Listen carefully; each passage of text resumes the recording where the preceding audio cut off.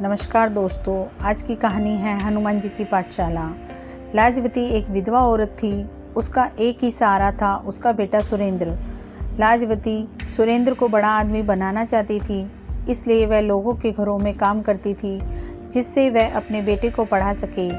एक दिन सुरेंद्र घर आया और माँ से बोला, माँ, तुम कब तक लोगों के घरों में काम करती रहोगी?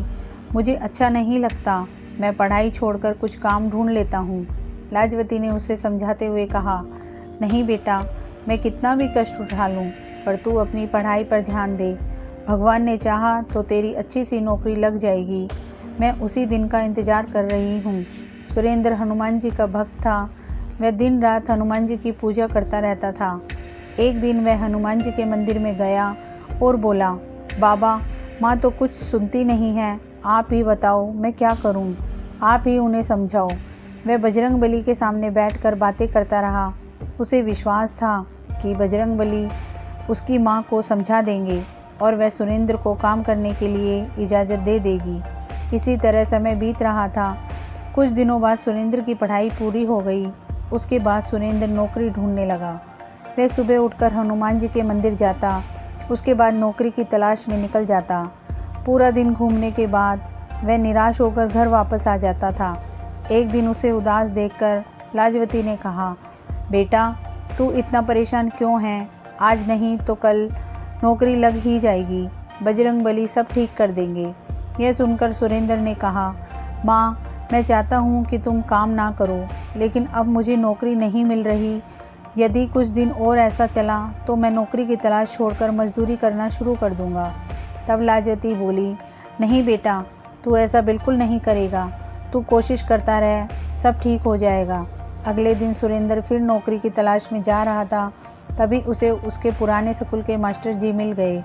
उन्होंने सुरेंद्र से कहा, बेटा, कहाँ जा रहे हो? मैं तो तुम्हारे घर जा रहा था। यह सुनकर सुरेंद्र ने कहा, नमस्ते मास्टर जी, मैं तो नौकरी की तलाश में जा रहा था, आप बताइए क्या काम है? मास्टर जी ने कहा, बेटा, रामपुर गांव में एक मास्टर जी पढ़ाते थे, अब वह रिटायर हो गए हैं। उनकी जगह नए मास्टर जी आने वाले थे, लेकिन वह नहीं आ पाए। यदि तुम कल से 3 दिन तक उनकी जगह पढ़ा सको तो मैं हेड मास्टर जी से कहकर तुम्हारी नौकरी पक्की करवा सकता हूँ। सरकारी नौकरी है। तुम्हारी माँ की परेशानी देखकर मैंने बात की है, लेकिन मेरी बात खराब नहीं होनी चाहिए। तुम्हें समय पर जाना होगा और बच्चों को अच्छे से हिंदी पढ़ानी होगी। यह सुनकर सुरेंद्र बहुत खुश हुआ। उसने कहा, आपका बहुत धन्यवाद मास्टर जी, लेकिन वहाँ केवल 3 दिन ही क्यों पढ़ाना है? तब मास्टर जी ने कहा, वहाँ और भी अध्यापक आएंगे, जो भी 3 दिन अच्छे से पढ़ा लेंगे, उसकी नौकरी पक्की हो जाएगी। सुरेंद्र ने मास्टर जी को धन्यवाद दिया और घर आकर यह खबर माँ को सुनाई। लाजवती उसकी बात सुनकर बहुत खुश हुई। सुरेंद्र ने बजरंगबली के सामने बैठकर प्रार्थना की, हे बाबा, मुझे ये नौकरी दिलवा दीजिए, मैं जीवन भर आपकी सेवा करता रहूँगा। यह कहकर वह बजरंगबली का ध्यान करने बैठ गया और उनका गुणगान करने लगा। अगले दिन स्कूल में हेडमास्टर जी के एक सुंदर नौजवान खड़ा था। सुरेंद्र ने अपना परिचय दिया और हेडमास्टर जी ने उसे बच्चों को पढ़ाने के लिए भेज दिया। कक्षा में जाते ही बच्चों ने अपने नए मास्टर जी को नमस्ते की तो मास्टर जी ने कहा, बच्चों, हमेशा नमस्ते नहीं कहते, राम राम कहा करो, इससे भगवान राम तुम्हारे सारे काम बना देंगे और सामने वाला भी खुश हो जाएगा। बच्चों को नए मास्टर जी बहुत अच्छे लगे। वह सारे दिन भगवान राम का चरित्र उन्हें सुनाते रहे, रामायण की चौपाइयाँ बच्चों को याद कराते रहे। इसी तरह 3 दिन बीत गए। तीसरे दिन हेडमास्टर जी कक्षा में आए।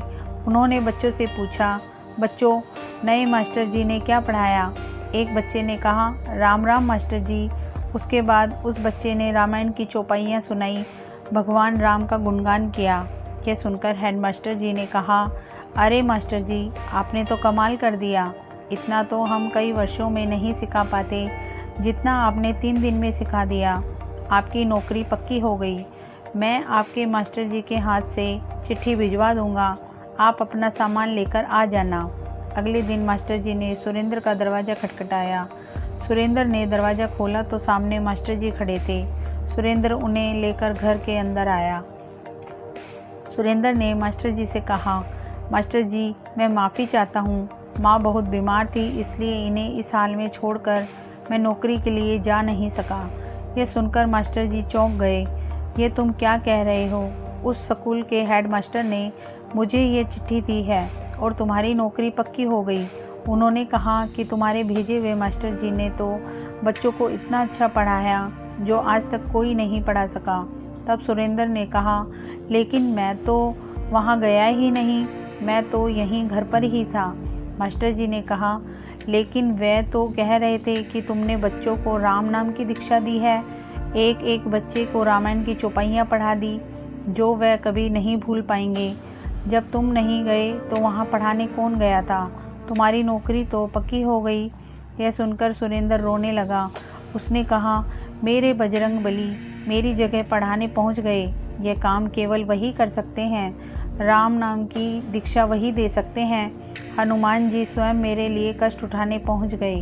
यह कहकर वह हनुमान जी के सामने रोने लगा। तब लाजवती ने कहा, बेटा हनुमान जी ने तेरी सारी परेशानी समाप्त कर दी। मास्टर जी ने भी उसकी बात सुनकर दंग रह गए। उन्होंने कहा, बेटा तुझ पर बजरंग बली की बहुत कृपा है। वह तेरी परेशानी देखकर दौड़े दौड़े चले आए। अब तू उनका नाम ले और कल से नौकरी शुरू कर। अगले दिन सुरेंद्र सुबह मंदिर गया और हनुमान जी के सामने बैठकर ध्यान करने लगा।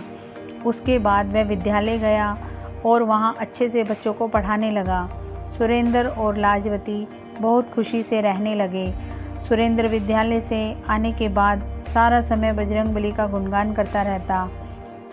जय श्री सीताराम, जय श्री हनुमान। दोस्तों कहानी कैसी लगी कमेंट करके ज़रूर बताएं और चैनल को सब्सक्राइब करें, वीडियो को लाइक करें। धन्यवाद।